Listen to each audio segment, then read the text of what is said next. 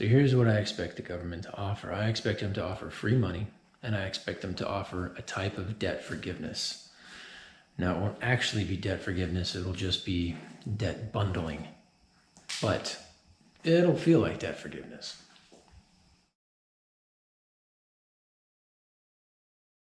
So I think it's going to be another round of stimulus checks and unemployment that eventually just turns into universal basic income. Partially because I think the damage they're going to do to the economy is not going to be reversible.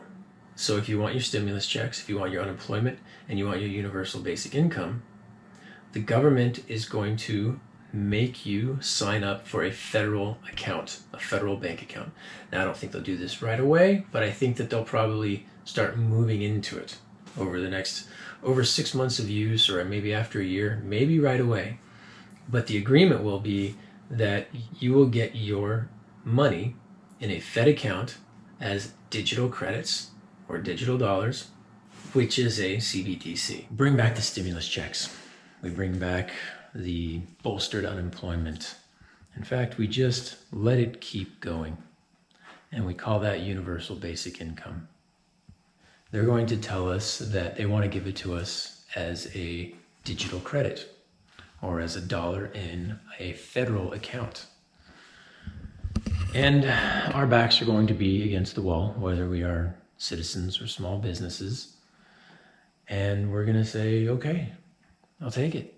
And why not? Well, there's some good reasons why not. First of all, we're going to end up in a contract with the government.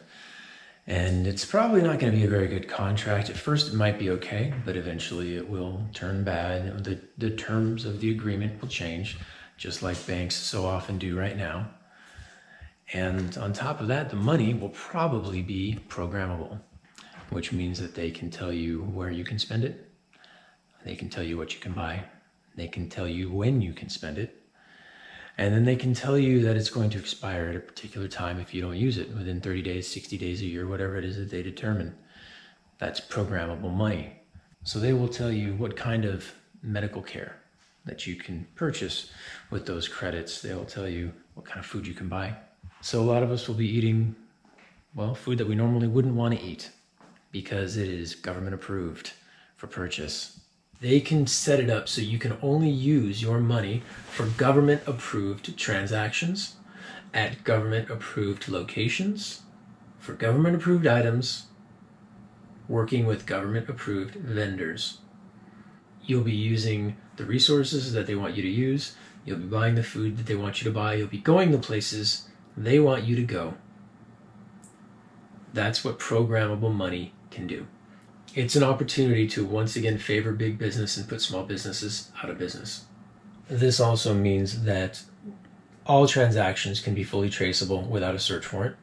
And also these credits or dollars can have an expiration date where if you don't use them within 30 days, 60 days, a year, they just vanish from your account. There may be restrictions like you can't purchase crypto with it. There could be a lot of limitations. And just like banks do, they can change the terms of agreement anytime they want.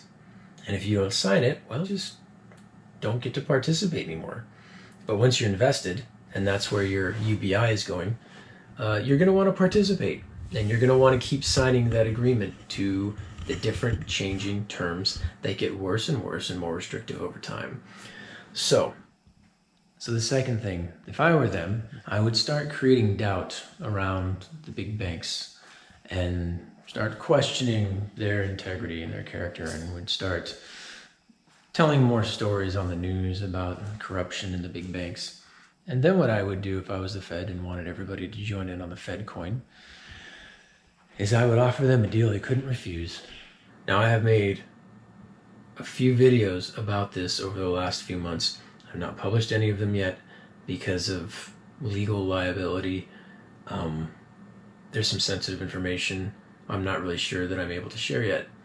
So I'm going to hold off on telling you how this corresponds with my personal life and just share what I believe is going to happen.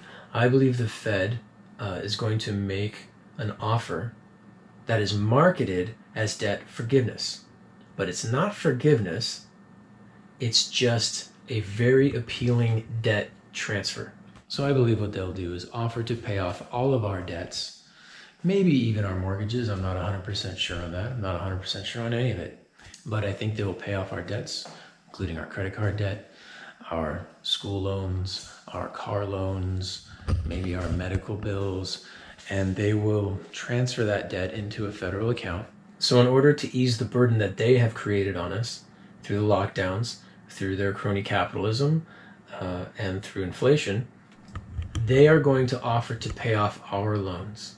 And they're going to pay off those debts and move that debt, basically purchase that debt, and move it over to a federal account that gives us much better rates than what we're currently experiencing. So some of the advantages that they're going to offer us is a payment deferral program, lower interest rates, a longer term loan so that we have more time to pay off the debt. We'll probably have to deposit our paychecks into that account in order to meet the terms of agreement. And so they will just be able to withdraw a certain amount of money from our paychecks every month, every 2 weeks, however it is they decide to do it, whenever they decide to do it. And at first it will be a good deal. And something else that they might do that I would find very interesting, and I think that they might do this, is release the liens on the collateral that we have for the debt. So whether that's a house, whether that's our car. So can you imagine if they just sign over the title and send it to you?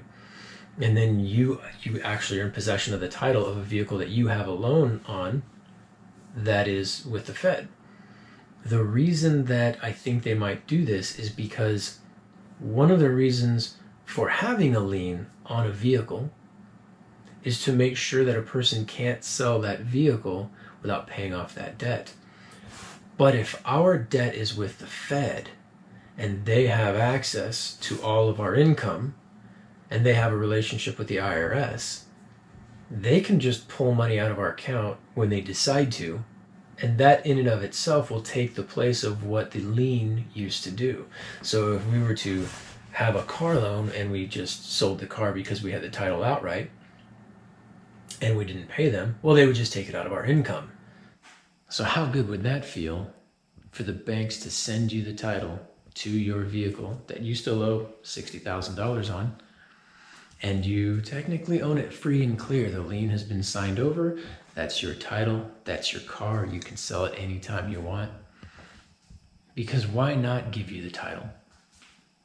If the Fed can pull the money out of our account whenever they want to, they might not need a lien at all. I think that when you put together all of these incentives, I think a lot of people are going to be motivated to go ahead and move over to a Fed account.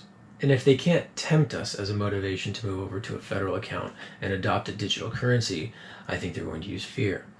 And that could happen by them demonizing banks and saying, you know, there's systemic fraud, we've discovered scams, these big banks are all colluding against the American public, they've been mishandling customer deposits, they are incapable of any longer doing their jobs.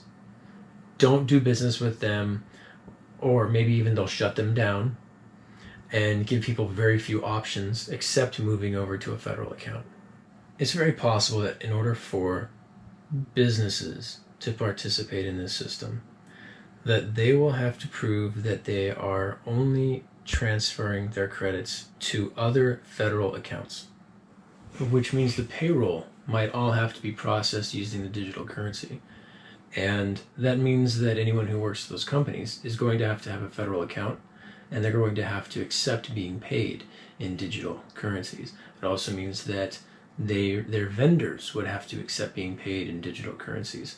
And so this is how the big businesses will help the government implement digital currency structure, is by following the rules that they have to follow in order to get their hands on some of the money that they want. Something that I think is worth clarifying, I'm editing the video right now, and I want to help people understand why this can be done.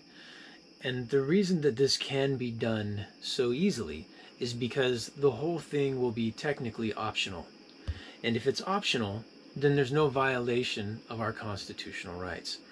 If the government forces large businesses to sign a certain contract and to agree to certain terms in order to receive financial help, then it's the corporations and the large businesses that are the ones that are implementing the strategy that the government wants on their behalf, but it's not the government doing it. Maybe the constitutional nature of it could be challenged, but this is how I think they're going to get around a lot of the legal restrictions that would normally be in place. So as I mentioned, the first goal of lockdowns would be UBI and digital currency. A second goal that I want to mention is there's a possibility that this will be a real estate grab.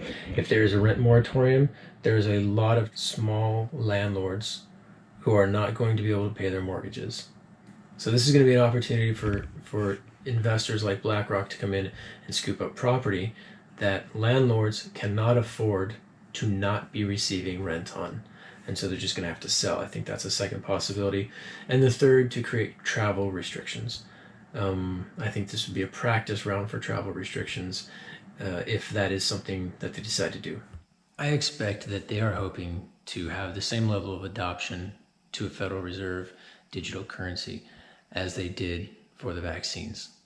And I think they'll be able to pull that off. That seems pretty reasonable to me, considering the condition of the economy, considering our personal financial situations, the lockdowns, the stimulus check offer, unemployment UBI, debt forgiveness, and creating the fear of bank failures and fraud. I think they'll be able to pull off, I think they'll be able to get 60% of the money into the digital currency.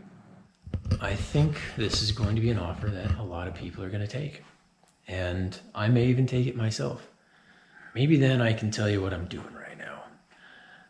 And how my life is perfectly set up to benefit from something like this happening. I can't share it yet because if it doesn't work out, I could be legally liable for some things that I may only be liable for if I make videos about it. This is my 2022 Kawasaki Ninja ZX-10R, 200 horsepower. Goes about 200 miles an hour. Interesting thing about this bike here is that I bought it about 3 months ago and I've never made a single payment on it. And now it is in repossession status. Has less than 1,000 miles on it.